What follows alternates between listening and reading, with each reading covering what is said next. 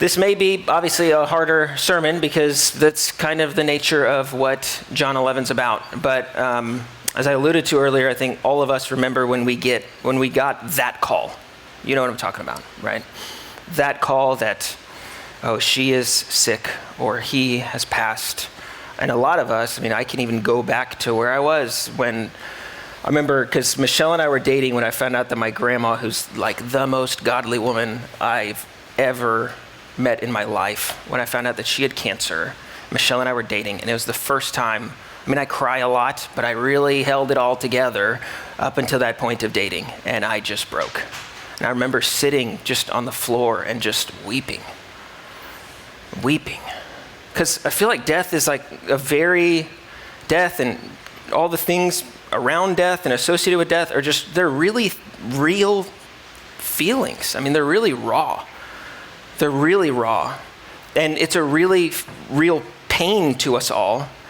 And then you add in the reality that like death is a reality for all of us, right? Unless the Lord sees otherwise, all of us here will have to die one day. All of us will face that one day. So what do we do with death, right? What do we do with death? It's not comfortable to talk about. Even like as I'm preparing a sermon this week to preach on this, I'm just like, I don't want to say the wrong thing. I don't know how to handle this delicately. I don't want to be, too just hope, and no sympathy. And I don't want to just be, I'm sorry, but give no hope, right? Because I think the passage kind of relates these two together, but a lot of times we don't know what to do. Like when a brother or sister here in our church loses a loved one, we don't really know what to say to them. And so we just say nothing. And yet they still walk around with just the weight and the sorrow and the sadness of grief and loss in the face of death. And then, let alone like all just the uncomfortable feelings that come alongside with it. Everything from like doubt to anger to frustration to bitterness to wishing, if I could have done this, if we could have undid this, and we could have this, and we start thinking through all these hypotheticals. And we don't sometimes even have the words to even express what we're feeling. And then we look at the reality and the finality of death. Not everyone gets a Lazarus experience. And so,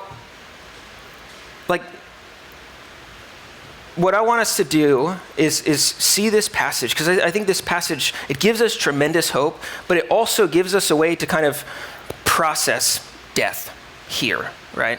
Because a lot of times when grief happens and we have all those feelings, people would they'll turn to something for comfort. And so obviously I want us to turn to Christ and not other vices to numb our pain or to get our mind off of things. Because those, they might feel fine for a little bit, but they don't work. And so how do we navigate death? And I'm talking, when I say that, I'm not just preparing for our own death, but even grieving with others. Or experiencing the pain and the grief of somebody else dying. And what I love about the Gospels, and what I love, that we get to read firsthand accounts. John was there. He saw all this. And he's telling us exactly what he saw. And I love that he got to see how Jesus interacted with, it wasn't just a guy that was blind on the side of the road that was calling out to him, and then he went over. This was his friend. And then he goes to the sisters who are also his friends. And they're like, that was our brother. They're his friends here. And we see in this passage how he kind of navigates his friend's death, his other, Mary and Martha, his friend's grief. And even at the end of the passage, we see how he navigates his own death. But not only do we see in this passage how Jesus navigates death perfectly, but he is the best person that we can grieve and approach death with. He is the best friend we could ever walk through anything hard with. And so what I want to argue to you from John 11 is that in the face of death, or grief, we need to come to Jesus. We need to come to Jesus. So let's get into the passage. I'm going to break it up. We have 4 points because there's kind of 4 scenes of John 11. And so the first scene takes place across the Jordan. So if you remember back from last week at the very end, in chapter 10, verse 40, it says, he went away again across the Jordan to a place where John was baptizing at first, and there he remained. All right? And so Jesus is over. If you guys have a Bible with a map at the end, you can kind of picture it right there. But you'll see Bethany is about less than 2 miles from Jerusalem. And then there's the river, the Jordan River. And Jesus is on the other side of that. We don't know exactly where he was. My guess is it's about a 1 day's travel, because we'll get to all the math later, but Lazarus was dead for 4 days. Probably took a day to get the message there. He sat there for 2 days, then a day to get there, back. So that's 4. That book says that it took 2 days to get there, and then Jesus showed up the same day. I don't know. But the point is, it was far enough away, and Mary and Martha and Lazarus were all in Bethany, which we find out in verse 18. So they're all in Bethany, and they send news to Jesus, hey, our brother's sick. Our brother's sick. And Jesus' response we see in verse 4 to 7. He first says, this illness does not lead to death, for it is for the glory of God, so that the Son of God may be glorified through it. So you're like, okay, well, the purpose is God's glory. And we've been talking about all throughout John. John's been alluding to, and Jesus has been alluding to Jesus' hour. This hour that the Son will be glorified. And next week, we'll see in chapter 12, Jesus says, the hour is here. All right? And that's the weekend that Jesus died on Friday and rose from the grave on Sunday. And so we are kind of, that's why Jesus talks about, hey, we got to go while the sun's still up, right? Like, I am the light of the world, and people need to see my power and need to believe in me. And so let's go before the hour is here. And so this is one of Jesus' last miracles, really before the greatest miracle of his own death and resurrection. And so he's motivated by glorifying God, as we saw in verse 4. So what does he do? Well, verse 6. When he heard Lazarus was ill, he stayed 2 days longer in the place where he was. You're like, okay, why in the world did he stay? And what's really interesting to me is verse 5. It says, now Jesus loved Martha and her sister Mary and Lazarus. So when he heard that he was ill, he stayed. And you're like, how is that loving for him to stay? How is that loving for him to stay? And he says later in verse 15, when he says Lazarus has died, in verse 14 and verse 15, he says, for your sake, I'm glad that I wasn't there. And you're like, what in the world is he talking about? And he tells us, he says, so that you may believe.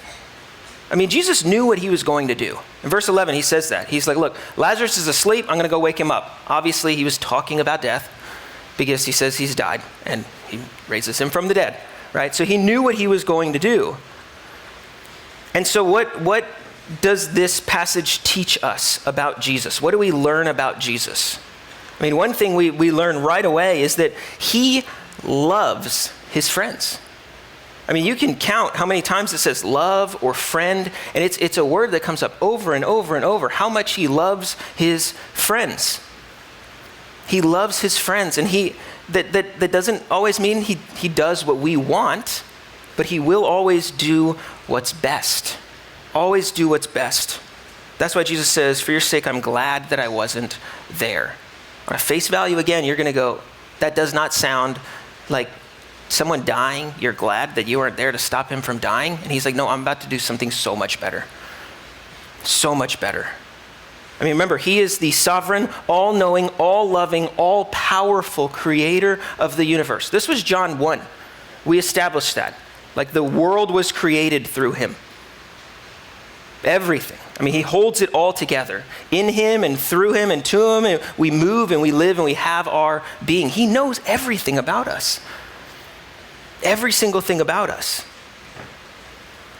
And that's why he says, Lazarus' illness or his death is actually going to reveal that when it says it's for the glory of God, the glory, as John uses that word glory, it's the revelation of God. When he says Jesus is the glory of the Father, that's how God reveals himself to the world, is through Christ. And he's like, yeah, I'm about to reveal who God is and what God can do through Lazarus. And he did it so that they might believe. I mean, Jesus here, he is totally in control. And this is what I think we can learn from all of this. Like, in the uncertainty of death, Jesus' control actually gives us confidence. Because he's all powerful, because he's all loving, we can actually have confidence when things don't really make sense or go according to the timetable that we think is best. Because he probably knows better. Well, he does. He knows better. And he will only give it, like if there's a better option for us, well, he would give us that because he's the definition of what good is. The definition of what good is. And I want you to notice how the disciples, when they see how confident and in control of this situation Jesus is, look at how the disciples change. In verse 8, when Jesus is like, hey, let's go to Judea. It's time to go. Now, the disciples know what we know from the last 10 chapters of John. There is growing opposition. I mean, 2 weeks ago, Jesus was preaching and the Jews picked up stones to throw at him. I mean, they went from just like, not like, what are we going to do with this guy, to like, we need to take care of this dude now. Now. And the disciples, they are like, at least hesitant, at worst fearful. They're like, if we go there, I mean, Bethany's right next door to Jerusalem, where all the Jews were. I mean, closer than Hewitt is to Waco, less than 2 miles away. We can't go there.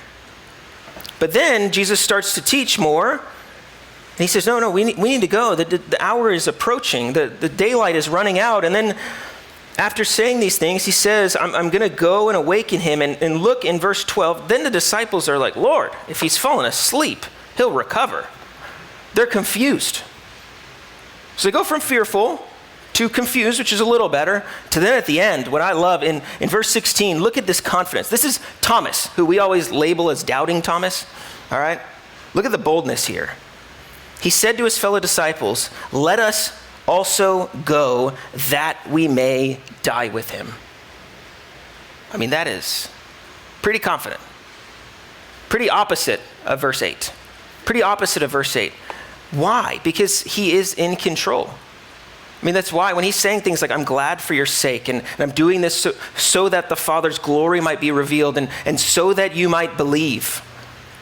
I mean, that's what gives them confidence. There's no other way that they could go from fearful to fearless and walk into a death trap. I mean, they know going to Jerusalem at this point, that's it for Jesus. That's it for him. But they trust that Jesus will glorify God and work it for their good. I mean, this is just something we see here in the text. He will glorify God, which we saw in verse 4, and verse 15 shows us he will work it for our good. And so when things don't go according to our plans, I mean, do we, like the disciples in verse 8, do we try to protect ourselves and go, I don't think we should do that. We might die. Remember, there's some angry people over there. When Jesus calls us to go, or do we try to come up with solutions like, well, I mean, if he's asleep, like, he'll wake up on his own, right? Come up with other solutions or excuses or reasons why we shouldn't follow, or can we just trust God and follow Jesus even if it seems harder or even impossible? Even if it leads to something as extreme as death. But I mean, at minimum, we saw from last week, or 2 weeks ago, I mean, like, believing in Jesus and not denying that actually put them outside of the community of faith. I mean, it's a very serious, just real thing that they're like, yeah, we're not going to really be taken in by these religious people if we come into town rolling with Jesus. That's not going to happen. I mean, we need to take God at his word, right? I mean, this is when I think we can apply that verse we put on all the coffee mugs, Romans 8:28, right? Like, for those who love God, he does work all things together for our good. He does. Even the hard things. Because he's all-knowing, because he's all-loving, because he's all-powerful, we can trust him. And trust him with confidence. Even when things don't go according to plan or don't make sense or seem kind of dangerous or counterintuitive, we can trust his timing because he always is faithful. I've said this once, I'll say it 1,000 times. Whenever you're like, I don't know if God's going to pull through this time, I'm like, just look at the receipts, right? Just look back. Has God ever not been faithful to us? And what makes me think that that's going to change in this situation or anything moving forward? He's always faithful. So we need to trust him, and that will lead to peace and assurance. I'm not saying like, oh, I just don't have peace in my heart about it. I mean, again, we'll see. Jesus starts sweating blood, right? He's clearly distraught by what he's about to face. But he does have some peace and assurance and confidence going, no, this is what I was sent to do. This is for the glory of God. And so we can have that in uncertain times. Now, some of you may say, Michael, if this God who's all-knowing, all-powerful, he's just letting people die, and it kind of gives you this picture of like a puppeteer or somebody who's just using humans as pawns to advance his strategy. If you think that, one, it says a lot about how much he loves his friends. I mean, these are not just abstract ideas or people here in the passage. Like, these are the people that he ate with and laughed with and went, maybe if he went on vacations, he vacationed with. I mean, these are his friends. But also what we see is the next scene shifts to like this emotional vulnerability that you would never, ever, we don't really see it, this depth of just raw emotion from Jesus anywhere else in the scriptures. All right, so this is the second scene. This is when we get to Bethany. This is verse 17 to 37. All right? And in this passage, he comes and he interacts with these two sisters, Mary and Martha. If you remember from Luke's gospel, you know, Mary's the one who was sitting at Jesus' feet, and Martha's the one trying to like be a good host, right? It's the same Mary and Martha here, all right? And these sisters, they have a lot in common. They both have, first Martha has an interaction with Jesus, and then Mary does. And the two interactions have a lot of things in common and a lot of things that are different. So both of them are obviously interactions with Jesus. Both of them they're grieving their brother that passed away. Both of them, I believe that both of them believed in Jesus at this point. And both of them, in verse 21 and in 32, basically say the exact same sentence, the first thing out of their mouth when Jesus shows up. If you had been here, my brother would not have died. And I don't think that's like, oh, if you had been here, but I think it's like, no, Jesus, we really wish that you were here because we've seen what you can do. We know that you could have stopped him from dying. I wish you were here. I mean, that's where their love for him and their trust in him kind of collide here in that shared expression. But what I love is Jesus, because while they are similarly going through the same thing, they're both experiencing it very differently. And Jesus gives different, like kind of tends to them differently. I mean, Martha comes out to him. I mean, it says he didn't even get to the town. Martha comes out and meets Jesus and is like, hey, let's talk. I need you now. Mary's still inside, weeping, grieving. And actually, Jesus calls for Mary. And what's interesting is Mary probably just wants to be left alone. And so she goes by herself, like Martha pulls her aside, it says in private, and then she goes out, and what happens? All the people that are there, it says that there were many people grieving with them. All the people are like, oh, is she going to the tomb? Let's follow her. And you have this really intimate, emotional interaction between her and Jesus, in front of a crowd. And I'm kind of like, I don't know if I would have done that. I would have been like, can we, just move over here behind this tree or something? But they're very different here, right? I mean, Martha verbalizes her faith in him. Hey, I know you can do this. I mean, Jesus even says, do you believe that I'm the resurrection and life? She's like, yes, I believe that you're the Son of God that's come into the world. And Mary doesn't as much verbalize it, but she falls at his feet. Falls at his feet. Maybe some of that was her grief and weakness, but I think also just acknowledging like, you are the Son of God. You are the Son of God. And what I love, and this is I think what's key, is how Jesus kind of strengthens or encourages or comforts them here in this passage. Martha, she's given a promise, right? She's given a promise in verse 25 and 26. Jesus says, I am the resurrection and life. Whoever believes in me, though he die, yet shall he live. And everyone who lives and believes in me shall never die. And I love this because she's like, well, no, I know that you're going to raise him at the end of all of the stuff that happens. But he's like, no, the verb tenses he's using here, he's like, no, I am the resurrection and the life. I am the same. I mean, we've been seeing all the I ams all throughout John, right? I am. This is God. And he says, not only will I do that, but also I give life now. I give life now. Whoever believes in me, everyone who lives and believes in me, everyone who lives and believes and has this life in me, also you'll get resurrection at the end of time. So I love, he strengthens Martha's faith by giving her this incredible promise.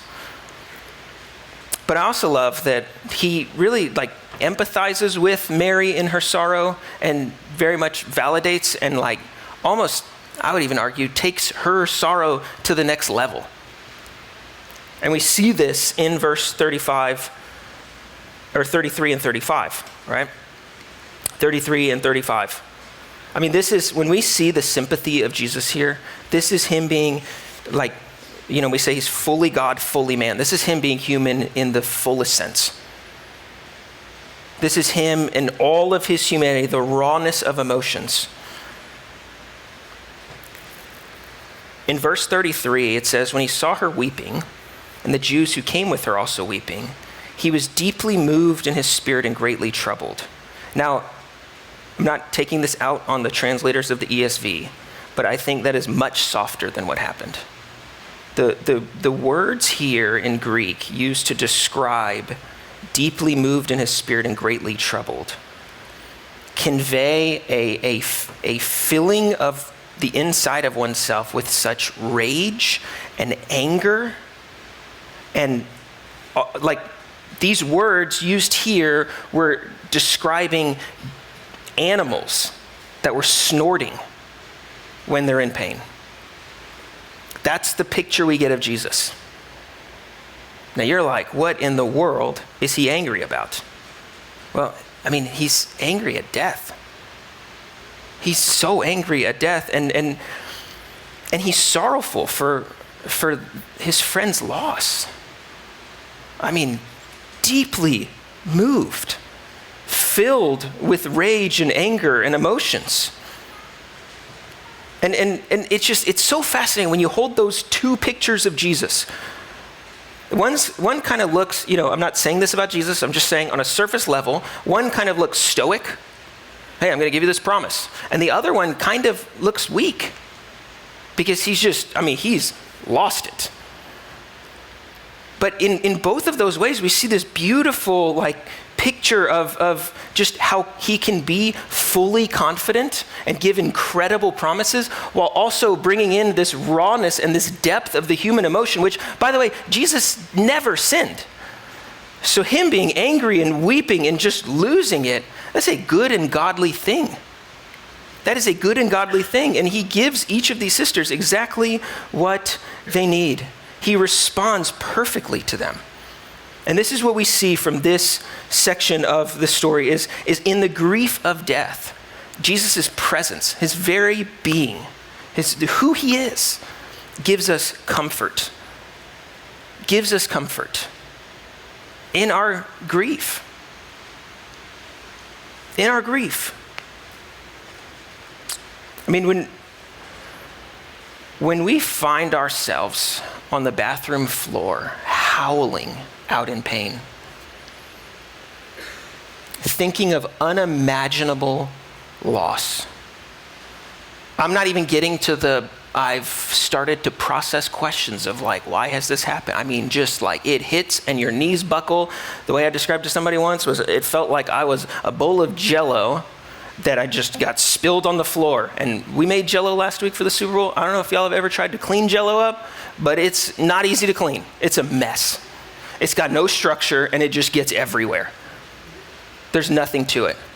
And so when you find yourself there, where you feel like Jell-O spilled out on the floor, not only does Jesus understand, but it's actually the perfect response to loss. That's the perfect way to express grief. So much so that not like Jesus meets us there, but he doesn't just, I was telling Michelle a couple weeks ago, I was like, it's not just that God tolerates that I'm an emotional basket case when I'm grieving on the right things. He actually rejoices in that. That's a thing that glorifies him. When we feel the depth of loss, when we feel the grief and express that, that's a good and godly thing that the Lord doesn't just tolerate or accept, he actually loves. And he's right there, giving us exactly what we need. One pastor said, 2 sisters, one was given truth, one was given tears, and it's just what they needed. Just what they needed. So if you're in grief today and you're looking for answers, hold fast to his promises. Hold fast to his promises. And if you're filled with grief, I mean, Jesus feels those same things for you and your loss. And he gives incredible sympathy. And so we should come to him as we are, honestly, vulnerably, openly. I mean, I think I said this a couple weeks ago. I had a moment recently where I was like, God, I know you're good. I don't feel your goodness right now. Tell him that. Tell him that. I mean, if you don't think we can say that, read the Psalms. I mean, that's just a broken man. I love David because he's just like, here's my emotions. And he brings it to the Lord. And like any good father would, our perfect heavenly Father is like, nothing, no emotion you bring is too big for me. I want you to come and talk with me about it. Let me walk through this with you. We can come as we are, and that actually frees us up. When your kids know it's safe to come to you with all their big feelings, we had this talk yesterday in the car. I said, we're gonna have a lot of big feelings today. And your big feelings, what you do with those big feelings may be sinful, but those big feelings, like you're feeling them, let's talk about it. It's okay, it's normal to feel big feelings. We need to bring them to the Lord. Just know that nothing about you or your pain is too much for him. And I'm not just saying too much like for him to be able to overcome or heal or handle. I'm just saying like you're not too much, or I think the word today is extra, maybe is the word, right? It's like, ooh, I don't know if I wanna, I don't really do emotions like that. That's not Jesus. He doesn't give us that. In our grief, Jesus is the perfect counselor. Gives us exactly what we need. Exactly what we need. And what I love is just how these scenes kind of build on each other, right? So it starts with like, he is in control. He's in control, and that gives us confidence. And then it's like death hits, and he just breaks down. Gives great promises, just sympathizes well and deeper than Mary does. But he's not just a shoulder to cry on. He's not just an emotional support cheerleader who is just like, yeah, man, been there before. And then it's like, great, but like, can you do something about it? Well, the next scene he does. Look at what happens at the tomb in verse 38 to 44. We get to the tomb.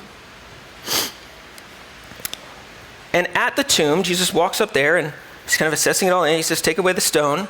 And verse 39, Martha, says the sister of the dead man, this is the one that's like, look, I know you can raise him on the last day. I know you can do it. She believes in Jesus. But then But remember, she was thinking, hey, I know you can raise him on the last day. Even in her belief, she was kind of limiting her scope.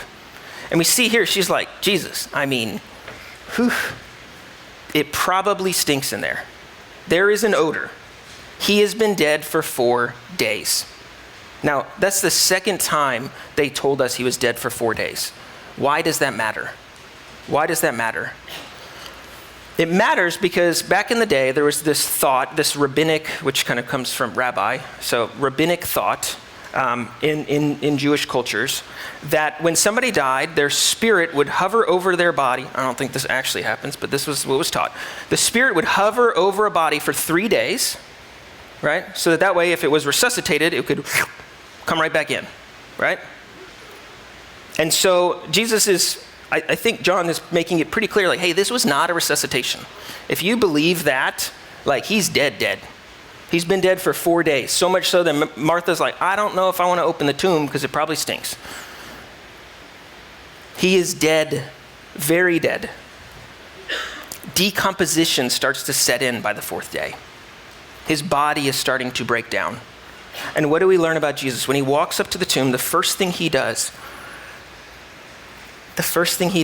is he lifts up his eyes and he prays, Father, I thank you that you've heard me.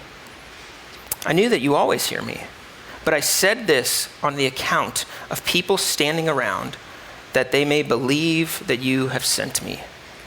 I love that. He's already thanked God, and he's like, I'm just going to do it publicly so that people know, people that are listening to this prayer that I am praying. I mean, he's just telling God all of this in front of people to hear so that they might believe. And what's wild is they do. In verse 45, it says, many of the Jews, therefore, who had come with Mary and seen what he did, believed in him. And that word many keeps coming up too. I mean, it maybe because it was close to Jerusalem, or maybe because the family was prominent, or maybe it was because it was near Passover and a lot of Jews were in town. I don't know, but a lot of people, this was a very public sign. This wasn't just like some backyard tomb raising where 3 people saw it. Many people saw this and many people believed. Many people believed. And his power here is like totally unmatched. His power is far greater than death. I heard one pastor say, I don't know if this is true or not, but Jesus does have the power to raise every single tomb. And maybe that's why he said, Lazarus, come forth, to keep all the other dead people from coming forth. I don't know if that's what's intended, but we need to understand the scope and the level of his power. He will on the last day raise all of us. He has the power to do so. And that's what I think this part of the passage shows us, that in the reality of death, Christ's power gives us hope. His power gives us hope. He is a shoulder to cry on, the best shoulder to cry on, but he's not just that. He is the resurrection and the life. He is the resurrection and the life. I mean, he is not just a cheerleader. He's our advocate, is what Scripture calls us. This is our advocate, the advocate who can sit with us and sympathize with us in the fullest sense of humanity, but also supernaturally do something about it because he's God. It's incredible. And so, I mean, yeah, you need to know, like, he can heal you. He can comfort you. He can heal you. He can, if you die, he could raise you from the dead. Now, he may not. I'm not saying just name it, claim it, it's yours. That's not what I'm saying. But when we find ourselves constantly asking God, I know you can take this pain away. I know you can fix this thing. I know you can bring back this person that, whether I've lost them through death or a broken relationship or whatever it is, I know you can do this, but yet you haven't. At that moment, I mean, you can express frustration and ask whatever question, that's fine. But at that moment, we have to come to the end of it and go, but the fact that you haven't, and that you are good and only do what's good, I need some help here to believe and trust in your goodness. That there is something better, not better as I want it, as in comfortable, but truly spiritually better. For me to know you more, believe you more, trust you more, have joy in you alone, not in these other things. I mean, we have to remember, again, point number one, it's for God's glory. It's for our good. And transitioning to the last part, the verse 45 to the end, we don't just see with Lazarus, it's like, oh, Jesus could do this cool thing. He can raise someone from the dead. What a great miracle worker he is.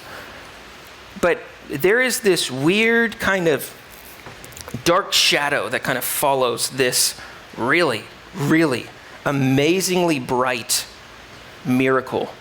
I mean, this was, if we're tracking all the signs throughout John, it started with he made wine at a party out of water. And at this point, he's raising people from the dead. I mean, it does not get better than this. He's covered all the bases, and this is the big one. All right? And so you would think, you're like, all right, I get some of the things, why the Jews are upset, but surely they're not upset that he brought a dead guy back to life.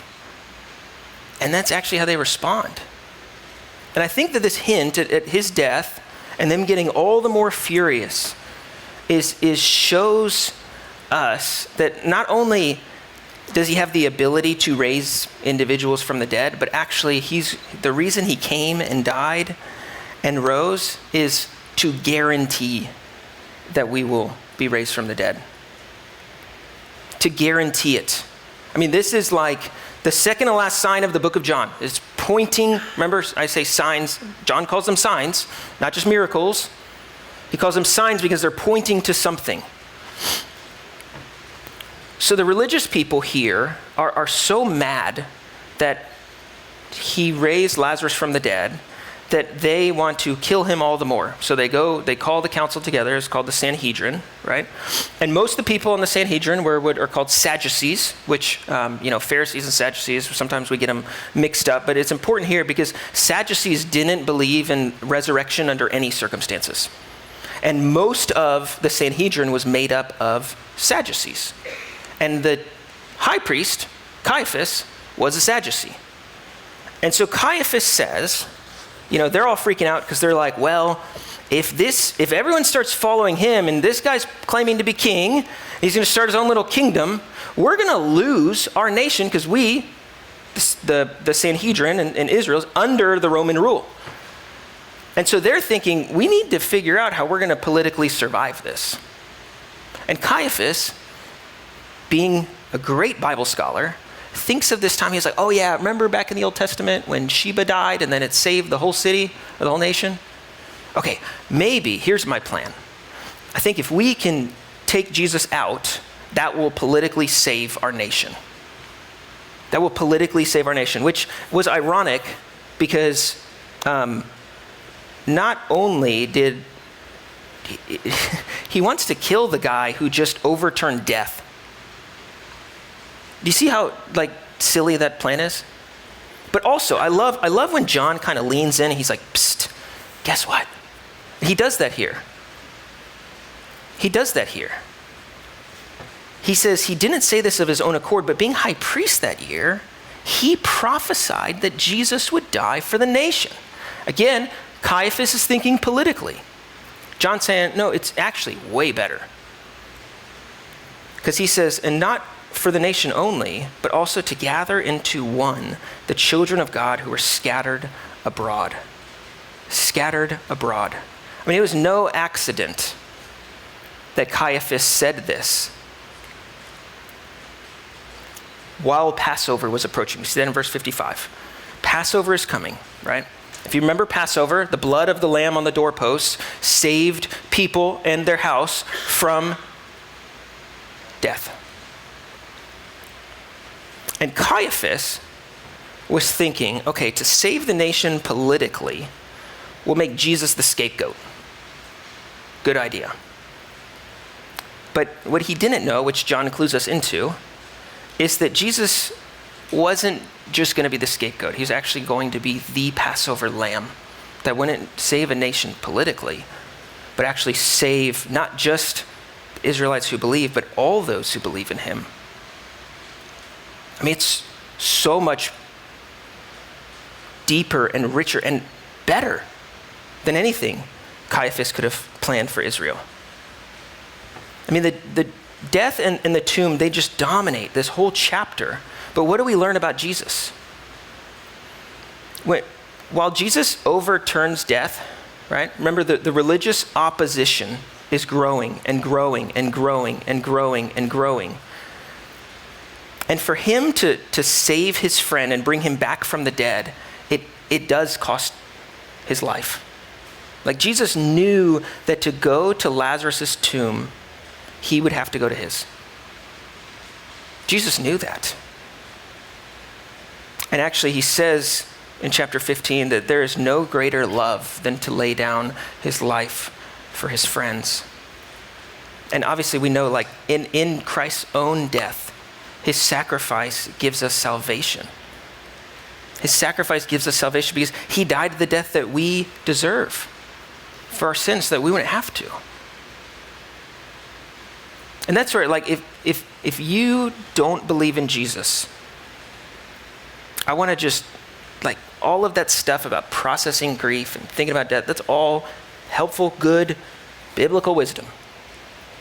But the reality is, like, every single one of us will die. And we need to face our own death and the reality of our own death, because we don't know when that will be. And there's two options, right? It's we can accept Christ, believe in him, trust in him. And then we'll get to be with him forever. Or we can say, nah, I'm good. I don't want that. I'll just keep living life under the sun here. But I want you, I mean, if that's you, I'm not trying to make some altar call or anything. I just, like, talk with me after church or take it home and chew on it. It's like, what would happen if I died? What would happen? I mean, we need to come to grips with this. Even kids. We need to think about and talk about death more. It's a real thing. But it's a thing that Jesus entered for us so that we wouldn't experience a far worse death. A far worse death. I mean, we have a God who is so committed to end suffering and death that he entered that very suffering and death and experienced our suffering and death. So then when we die, though we die, yet shall we live. I mean, this is why Jesus went to Bethany. This is why he went to the tomb. He went to the tomb, yes, to save his friend, but really to die for all of his friends and rise for all of his friends. He laid his life down for the sake of raising his friends he so dearly loves. So when we think about death or grief and having to face that reality, he is the only way we can do that. He is. I mean, you can find other ways to cope with grieving, but one, they're not as good, and two, they don't work. I mean, Jesus is the only person that can actually help us face death, and he does. And so what I want to just leave you with is just to come to Christ. When you are staring death or grief or loss in the face, come to Christ. Come to Christ. His sovereignty will give you assurance and give you confidence. And his humanity and his feelings and his promises will give you great comfort. Great comfort. And his power will give you actual hope. Actual hope. And his death makes all of that possible.